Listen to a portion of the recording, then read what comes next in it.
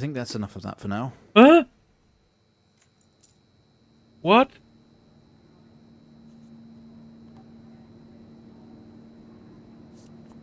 You're quite fond of this show, aren't you? What?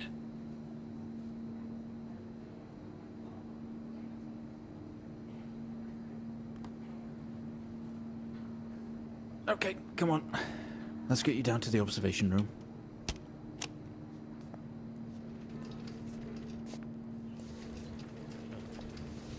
We're in a wheelchair? In a hospital? This place must be starting to feel like home to you. Don't worry.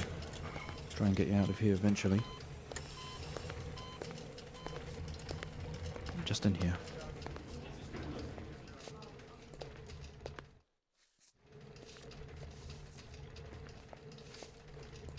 Why is there a camera? Okay, are we through in the next room? Just relax and we'll get started in a moment. Okay. Now we're in a hospital. Oh, man. Right, Mr. Asian, now are you ready? Just hit record on the tape deck in front of you when you're ready. Okay, record. That should be the red key. This is subject 12-19-86-23, new session entry. We have myself, Dr. Alexander, leading, and in a room we have our patient, Mr. James Asian.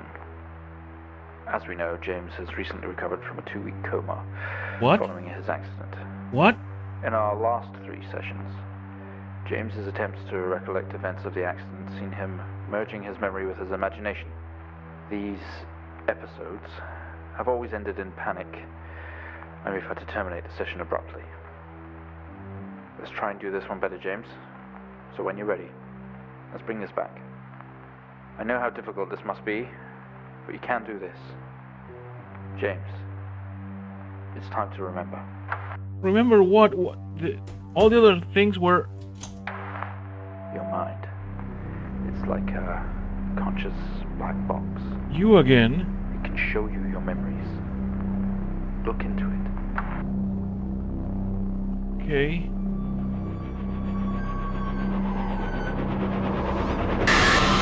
Oh, man.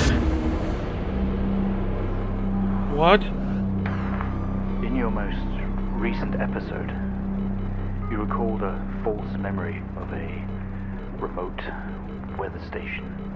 You were isolated from the rest of the world, locked inside your coma. We interacted with you daily, encouraging you to wake. Your family would do number puzzles with you. Anything really to bring you back. People needed answers, James. Do you remember? I have another signal here for you, James. It's at 5610 FM. You can't miss it. Okay.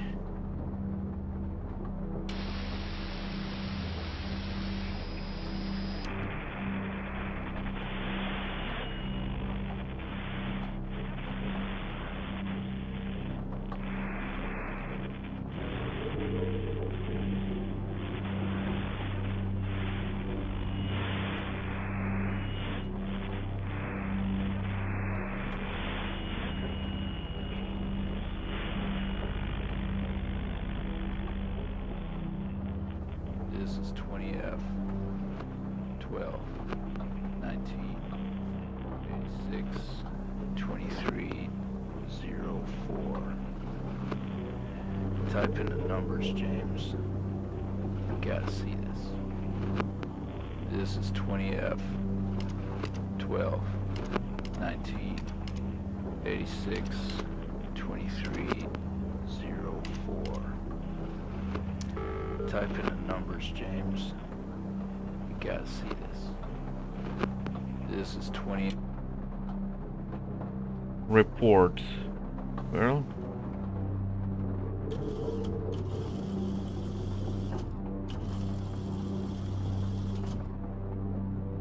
Wilson Police Department Road Traffic Accident Report File. What? Fatal accident? Empty whiskey bottle on the passenger. Were we drunk driving? Did we?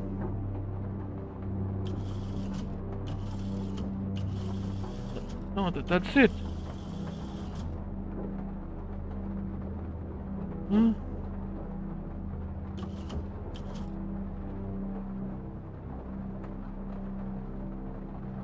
Okay. There's three things here. 20F fatal accident, empty whiskey, and out of control. Arrived on scene to discover two cars that had been involved in a near head-on collision. Aiton found lying down outside his vehicle with head injuries. An ambulance was immediately called. His passenger was trapped in the vehicle in critical condition from wounds sustained in the collision. The driver of the blue sedan, Mr. Hennings, was found dead on arrival. It was noticed that there was a strong smell of whiskey from the driver and an empty whiskey bottle on the passenger seat. Mr. Aiton was questioned out on scene. He described an oncoming blue sedan, seeing clearly out of control, which he swerved to avoid. Mr. Aiton passengers was his sister. The driver of the blue sedan is an ex-police officer of 20 years. Oh.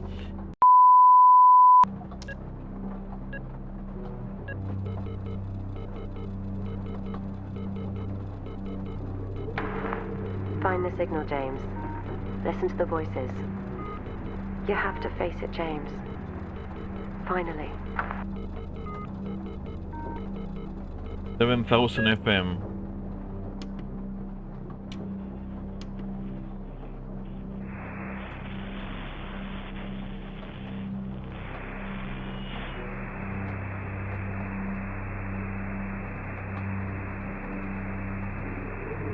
It's not like him. At all. I've worked with Officer Hennings for 6 years and not once have we even talked about alcohol. Drunk driving. He was a father, a husband. He was fine. No way he caused this. It's him. This Haitian guy. He's got something to hide. What?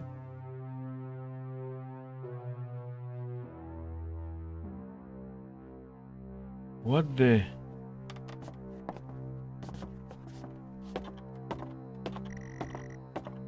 This doesn't make sense to you. Depends on the helper word only to seem abandoned. Your vision is blurry.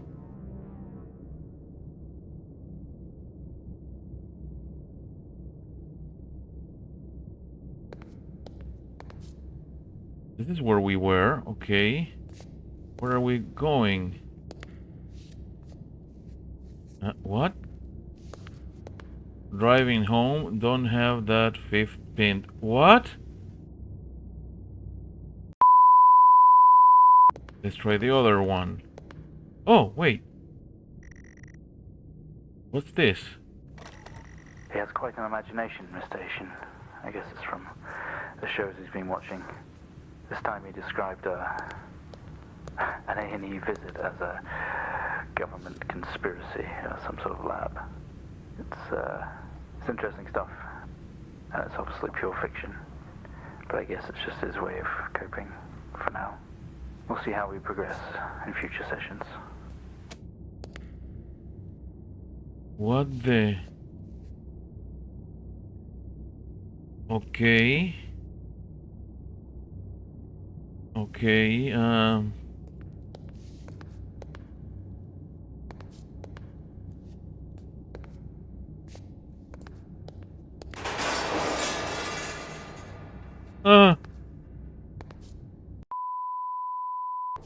maybe oh, there's another cassette tape. We found him lying there sobbing while his sister died in the car next to him. While Hennings died next to him. What the fuck was he thinking? She was still alive when we got to her. If he'd have done something, they could all still be here.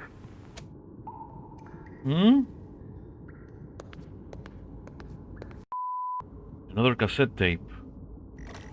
Today was the first session with Mr. James Asian, although I fear it will certainly not be his last.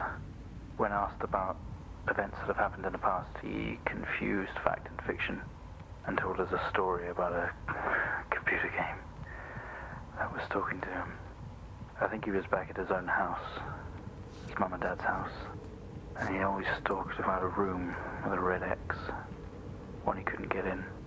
I don't know what any of this means or what it's got to do with the accident, but I guess some more sessions will maybe reveal that. We're going to try again tomorrow. What is this? You grab the keys from the table. They weigh heavy on your hand. Uh-huh. Day room. Spend most waking moments in here. Huh? Yes, this is where we were. The only video they have, some horror compilation. Trash.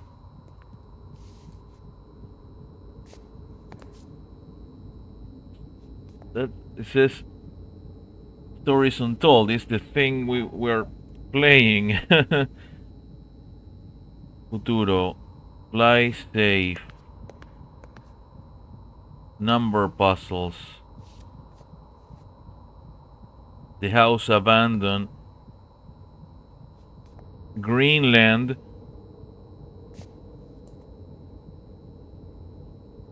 This. What?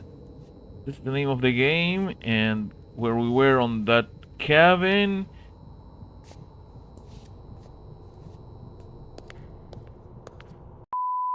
Oh, another cassette. You honestly believe that Hennings was drunk at the wheel and not this little shit? If he wakes up, when he wakes up, I want answers. Until then, you handle it. You write it up. I'm out.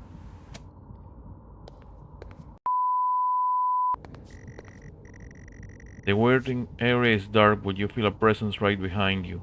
Oh no.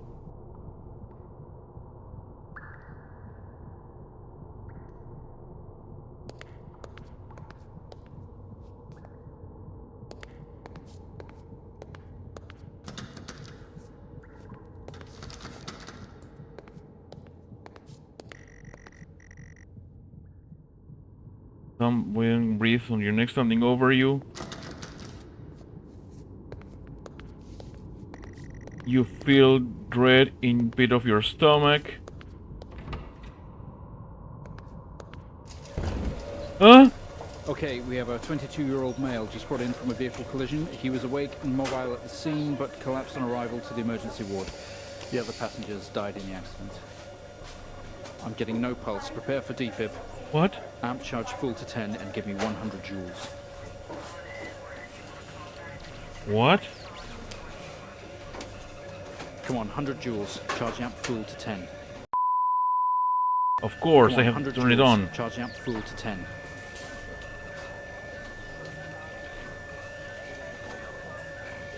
Well, let this ready. Clear. No reaction from first stage. Let's try higher. 200 joules. Keep the amp charged at 10. 200 joules, okay. 200 joules. Keep the charge at 10. Let's go.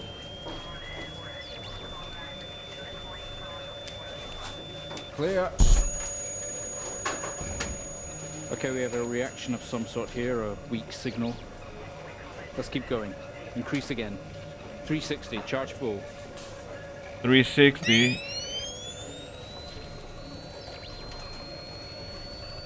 Come on, 360, hurry. I'm doing it, I'm doing it.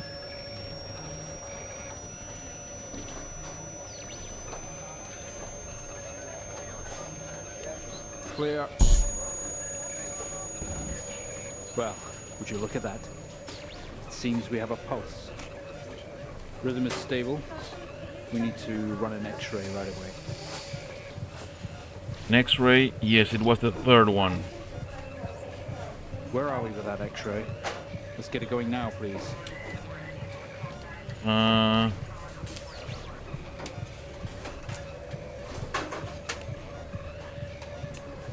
Wait,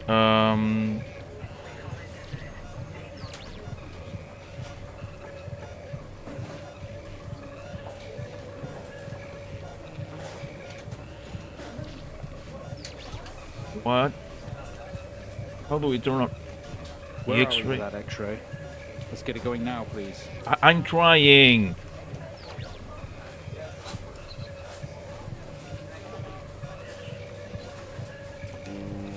Oh yes, it was this one. There. Looks like an intracerebral hemorrhage. We need to drain this now to relieve pressure. Prepare for trepanation. Switch on a drill, please.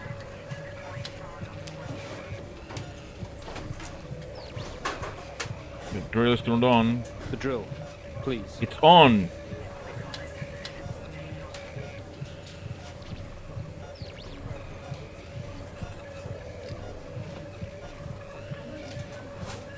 Oh, okay. Mr. Asian, you've made excellent progress. You're doing great. We need you to stay calm and try to relax. Oh my! Oh, the drill is right next to us. We're going to attempt to alleviate some of this discomfort. Oh, we must be having our head full of blood and they have to drain it with a drill. Oh.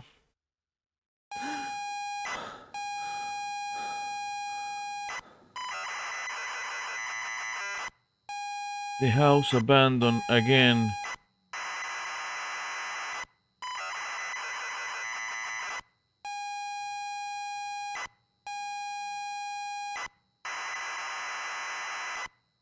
Well, we're here.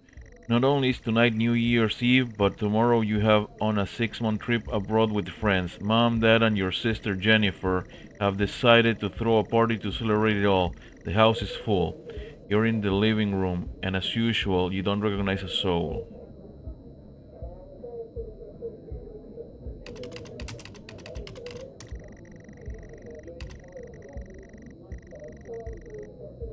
The hall, okay. You push the crowd into the hallway. The hallway is as welcoming as ever, only this time the folks have put a great big banner up across the main wall. Half finished drinks are abandoned on almost every horizontal surface. Stairs lead up, although the party is firmly downstairs.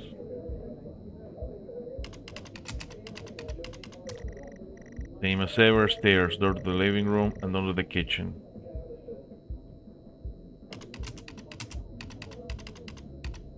Let's check this. They say all the best parties are in the kitchen. The kitchen is full of people and loud. There are drinks and food on the table, and the party is in full swing. Dad has cooked a hog roast, which is proudly in the table, although no one is eating it. There's a utility room and writing on the wall. Also, Jen is here signaling you.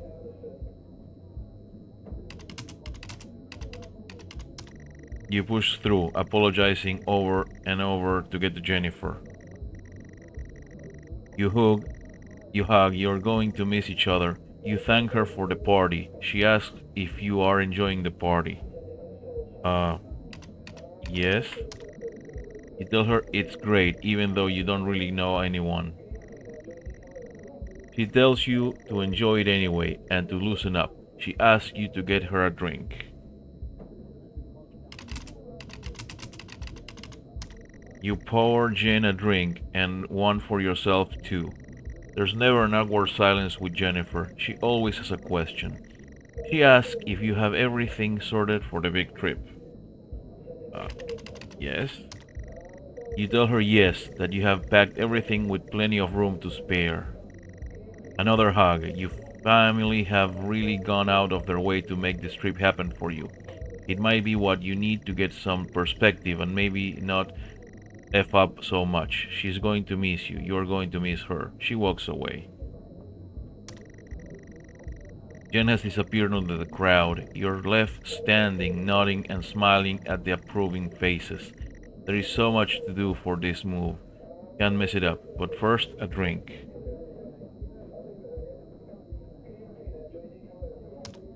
Oh, okay. You pour and down another drink. Anything to move the night along. Okay. The room is full. There is a utility room and a writing on the wall. Sorry, I don't know what you're looking at. Okay.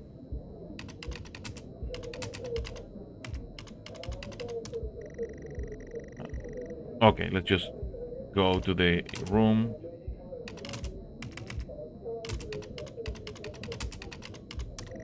You open the door and peer in. You've never allowed in here normally. This is where Dad keeps his fine wines and whiskies. They link to floor racks, a collector, although he does actually drink them too. There is a bottle with a ribbon around it and a card.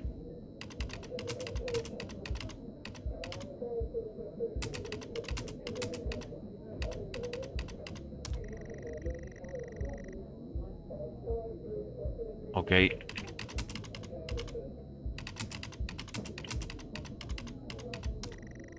You pick up the whiskey and the card. It's your dad's handwriting. Son, we are so proud of you and everything you have achieved. You've earned this. It's a bottle of a 25-year-old double malt. You shouldn't really, but you have to try it.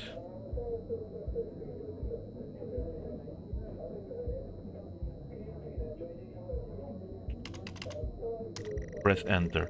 With your whiskey in hand, you take in the room around about you. There must be hundreds, no, thousands of pounds worth of drink in here.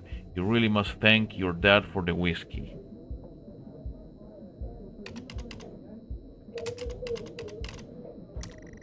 There are racks of fine wines and the door to the kitchen. Oh, okay.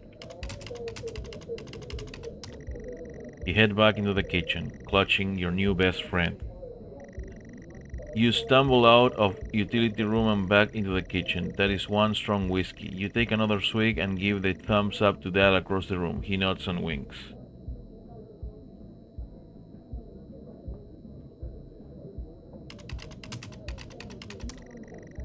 Busy and noisy. We'll need to find somewhere quieter.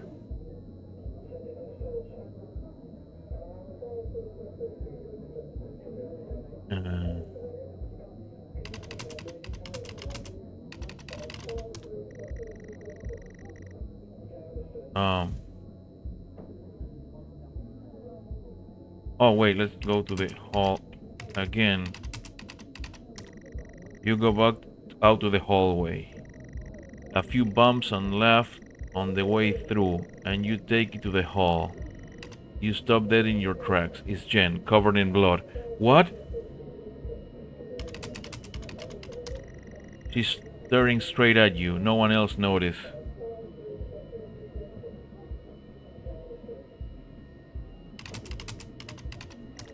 Blood is dripping down her face. It's mixing with tears.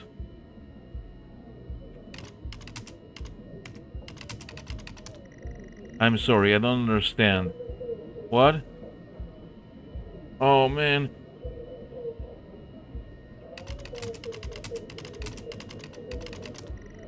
I'm sorry, I don't understand.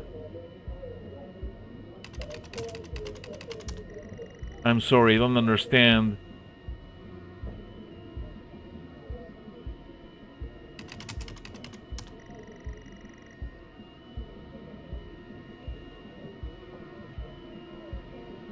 Oh man, that's a face on the screen.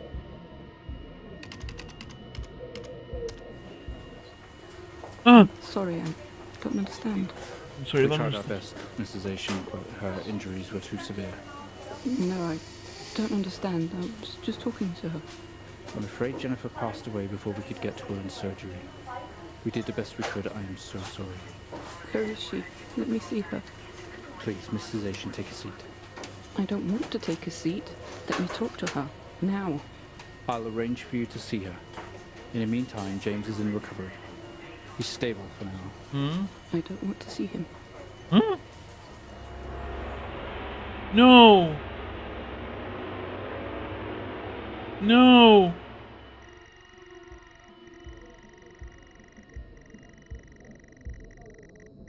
And your sister interrupts. She waves her hand in front of you and asks if you can drive her home. You still feel out of sorts. Those words echo. What? What?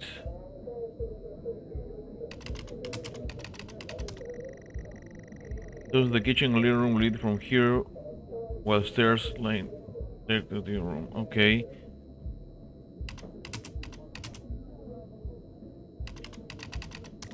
Maybe your keys are in the kitchen. The kitchen is busy. Way too many people cornering here, but I guess this is where the food and drinks are at. The guests are lying like a set of vultures picking at the roast on the kitchen counter. Your dad is locking up the utility room.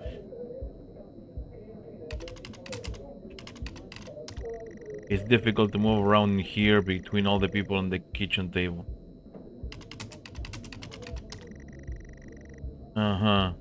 Now, in the hallway, bottle of whiskey in hand with no car keys. Jen points to the living room and sighs as she puts on her coats.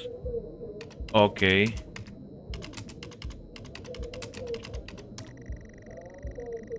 You're sure your keys are in the living room. The living room has a much more relaxed atmosphere compared to the kitchen. Various guests are sat on the chairs having civilized conversations.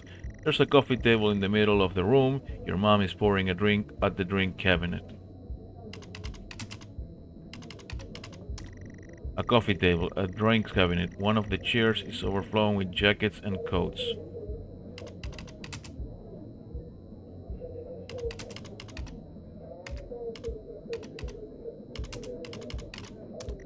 Drinks on the coaster like proper civilized people. You can see your keys. Okay. Coffee table, drinks cabinet. Okay, look at drinks cabinet.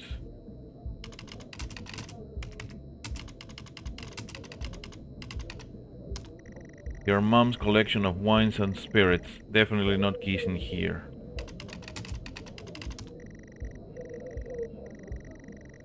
Overflowing with jackets and coats.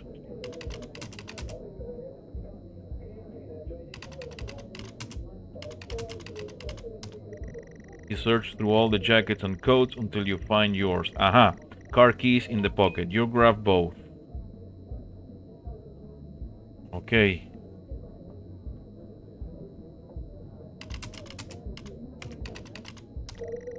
Keys in hand, you head back into the hall. Jen thanks you for helping her out. She has work in the morning, and no one else is in any fit state to drive. You can handle it, though. You know the road like the back of your hand, don't you? No, no, you don't drink and drive. We were just sipping up whiskey. No. Oh.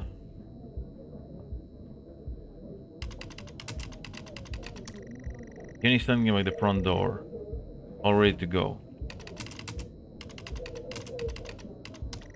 You open the front door and walk out into the freezing night. The cold air hits you. You are glad you have your jacket with you. There is a dusting of snow around you as you step down from the porch. The yard extends around the back of the house, and the car sits in the front of the house.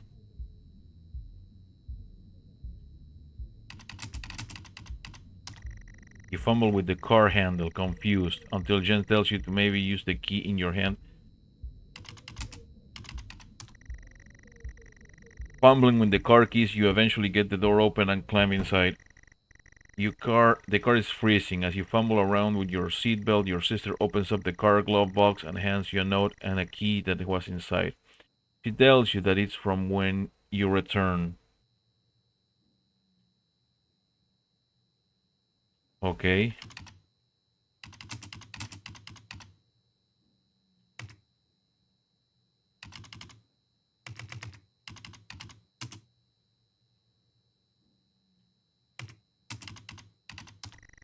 The note is from your dad and reads, "Hi son, hope you enjoy your break. You'll need to fire up the generator around back to get power and lights on. Also, found something in the attic for you. It's in your room. Enjoy." The car is freezing. Both you and Jen have your seatbelts on and are ready to go. It's time to go. Okay.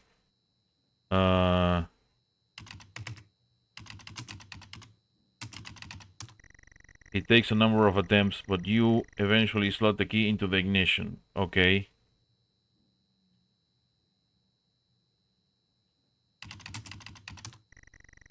I know what you're trying to use. Oh, okay. Start car.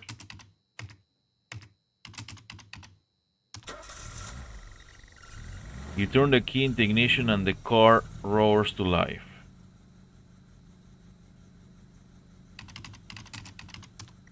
The car squeals but stays stationary. Jen suggests releasing the brake, giving you a wide-eye stare. Oh, man. Release the brake.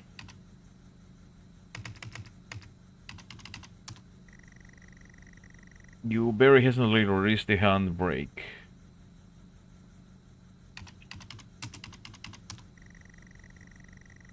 Oh, okay. Drive car. You put the car in gear and pull out of the driveway like a first-time driver. You really shouldn't be driving. Yes, I know. I am driving, very drunk, on the road towards the town where your sister stays. Jen started dozing off as soon as the journey got going. This shouldn't take long. You come to a junction. It is left or right. You can't remember.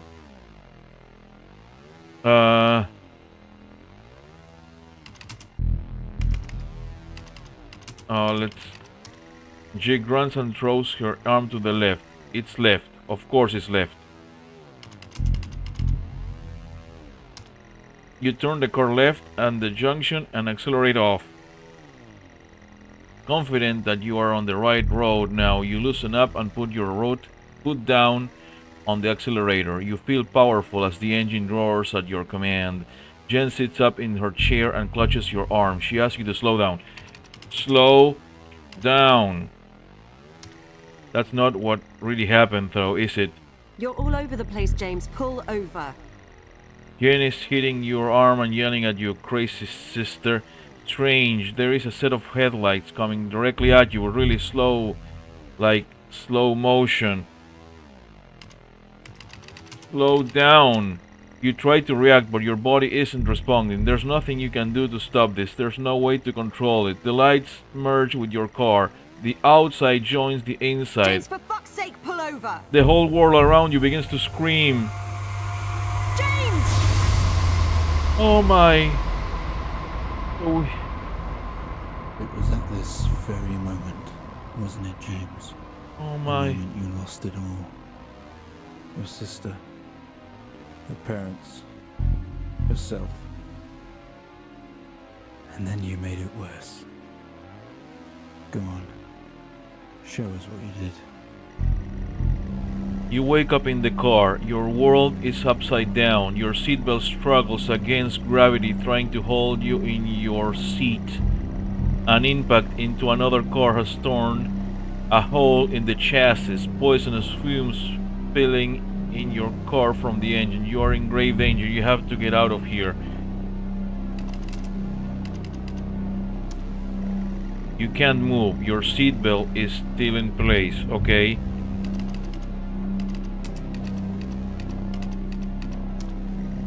You release yourself from the seat. Gravity takes over as you slump on the roof of the car. She's alive, but she has been hurt bad. She's trapped in the wreckage.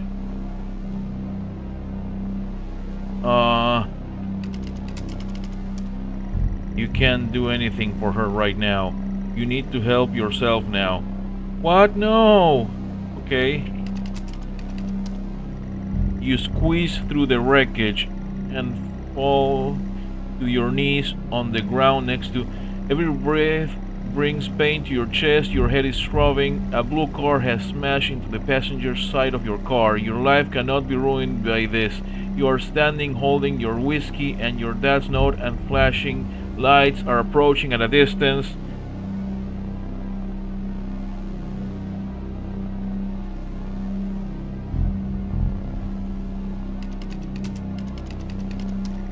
A crash site. Smoke billows from the crash cars to the sky above. Exterior lights flick on and off.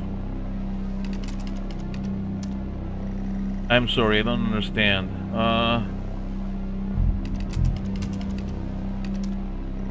What car? The other blue car or yours?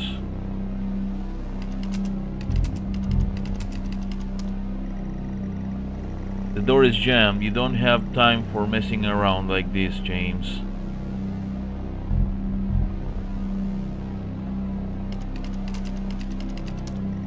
A crash site. Some smoke.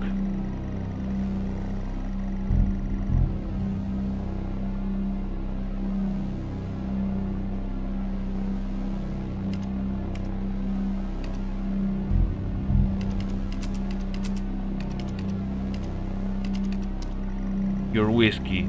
The police cannot find you with this.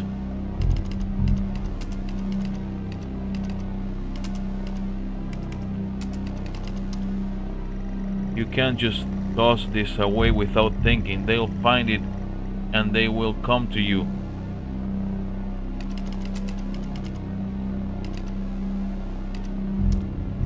Well, that's not smart thinking, James. It's all they will eventually find it there and will link it to you. Oh my. Oh. Oh no, don't tell me that.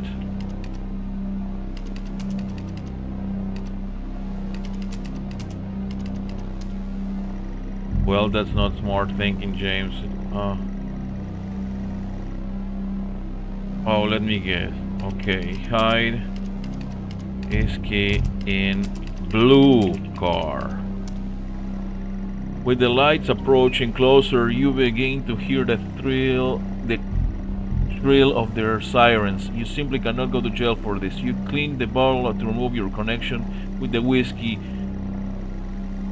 You then very deliberately spill the remaining on the bottle's contents onto the driver and you toss the incriminating evidence onto his passenger seat. A circle of flashing lights surround you, illuminating the crash site in the darkness. Behind them, an army of people all staring. One figure steps out, a silhouette, and walks towards you.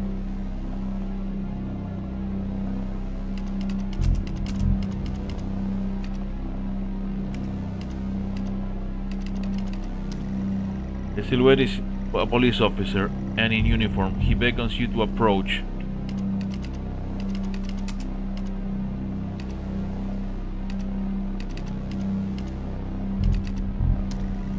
As you approach the man, the pulsating lights around you get dimmer and dimmer while the pain in your head increases. You fall to the ground at his... I know you. I know you're tearing yourself apart over it, but no matter what you keep telling yourself, you have to listen to me. That accident, that poor man, me. You have to remember. It was all your fault. Oh!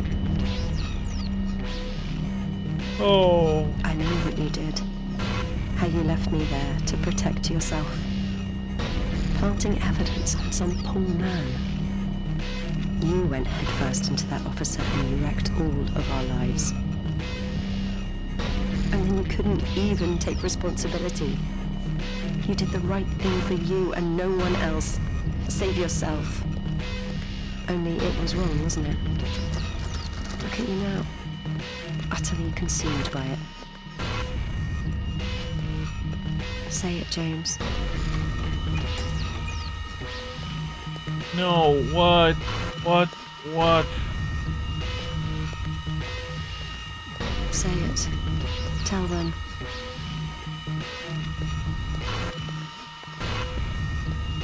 Listen to yourself.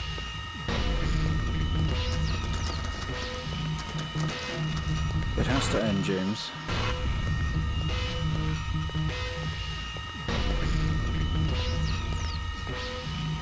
No, what? No. Do you not understand? Wait. This episode you're having must come to an end.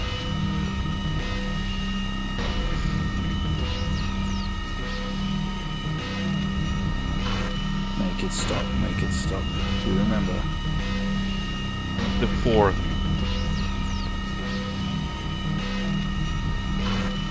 Stop the session, Mr. Asian.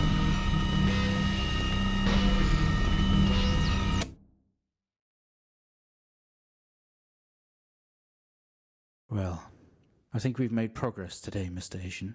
I guess we should tell the police what you've told us. Although I don't suspect they'll take you anywhere. I think you'll be with us for quite some time. Come on, let's get you back to your shows. I'll see you tomorrow.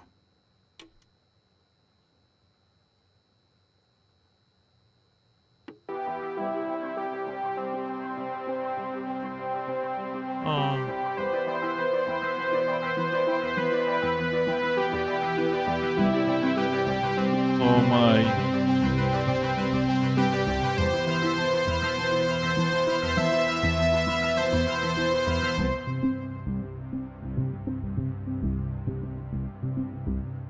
So that's what happened.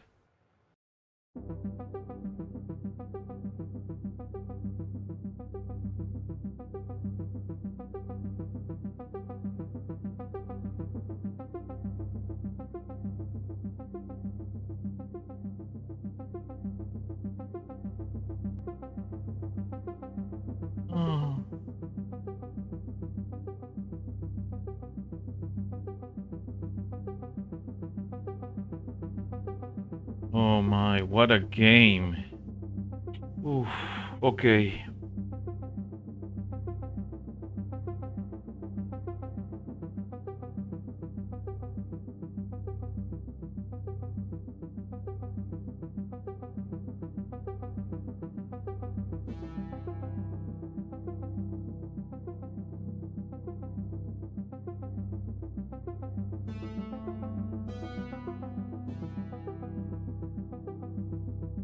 And well,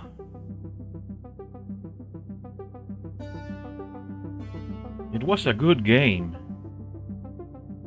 Very cinematic. I mean, the third one was kind of hard to figure out when to find things, but eventually we did. And this is amazing, an amazing game.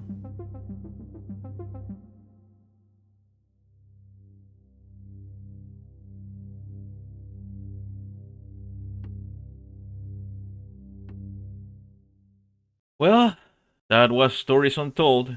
Thank you, everybody. I'll see you later.